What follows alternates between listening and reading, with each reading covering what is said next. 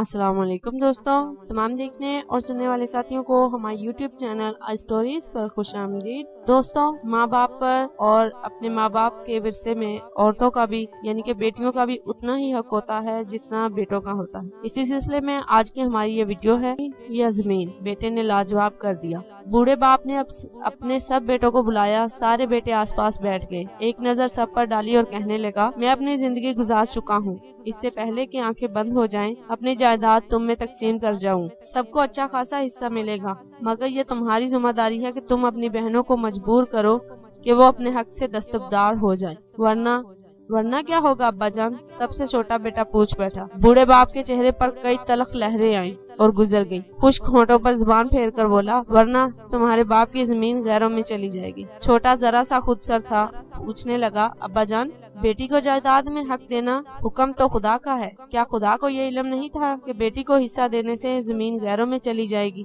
کمرے میں خاموشی چھا گئی۔ کسی کے کچھ بولنے سے پہلے وہ پھر بول اٹھا، بیٹی کو زمین دیتے ہوئے آپ کو لگا کہ زمین غیروں میں چلی جائے گی، مگر داماد کو بیٹی دیتے ہوئے آپ نے کیوں نہ سوچا کہ بیٹی غیروں میں چلی جائے گی؟ دوستو، ہماری آج کی یہ ویڈیو مختصر تھی، لیکن اگر آپ کو اچھی لگی ہو تو اسے لائک کریں، دوسروں سے بھی شیئر کریں، تاکہ جن لوگوں کو بیٹیوں کی قدر کرنی نہیں آتی وہ اپنی بیٹیوں کو رحمت خداوندی جانیں اور بیٹوں سے بھی زیادہ بڑھ کر پیار دیں۔